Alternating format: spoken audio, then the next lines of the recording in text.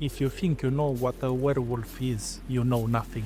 The beast from Romanian folklore that terrorized entire villages for centuries is not the werewolf Hollywood sold you. It is not the wolfman from the movies. And it is certainly not something dead. It is something much worse. It's something that lives among people. By day, it walks down the streets like you and me. By night, it becomes something else. Today, the Hunter's Archive opens the first file on the most dangerous creature in Romanian mythology, the Pricolici. Let's open the file. Romanians had three words for the nightmare of the night: Strigoi, Vârcolac, and Pricolici. And they mixed them up, but they are not the same thing. The Strigoi is a dead man, like a vampire, a soul risen from the grave. You look for it in the cemetery.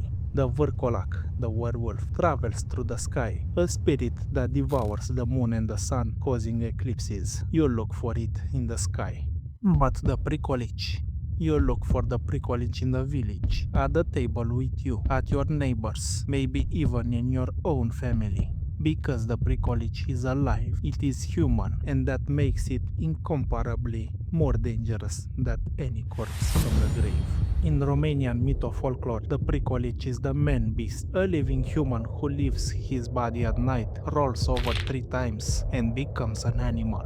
Wolf, dog, horse, buffalo, cat, snake, toad, any dark creature, but never, and remember this, never a holy creature, never a hedgehog, never a swallow, never a bee.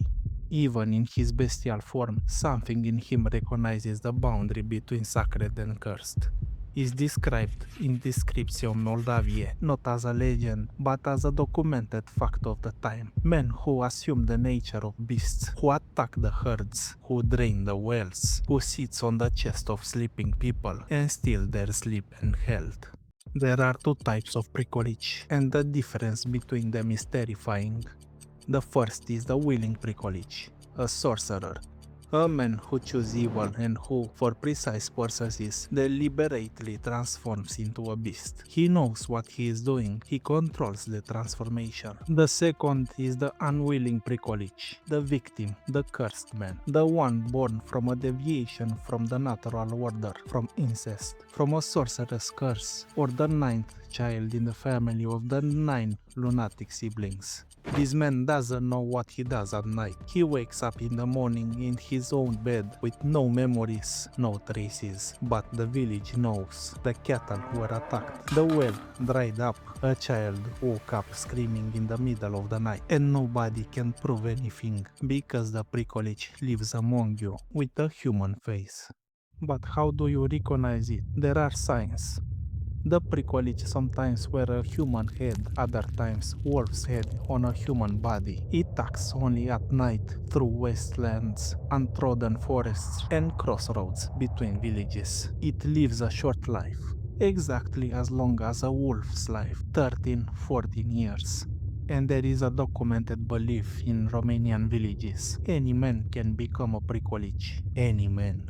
Either if he drinks his own blood under certain conditions, or without knowing, if he drinks water from a wolf's footprint. Now you understand why your ancestors didn't drink water from just any source at night. You understand why they didn't walk alone through the forest at the crossroads. You understand why they looked differently at the neighbor who acted strangely. Now you know what the Pricolici is. You know it lives among people. You know it could be anyone.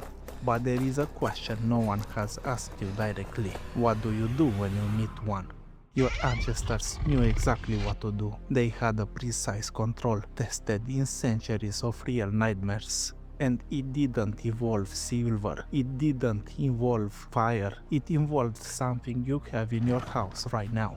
In the next episode, the Hunter's Archive declassifies the complete protocol, the real methods, the ones that work. Did you guys know the Pricolici is different from a werewolf? Leave me your files in the comments. Don't forget to follow so you don't miss episode 2, because the information in it might save your life. The Hunter's Archive remains open.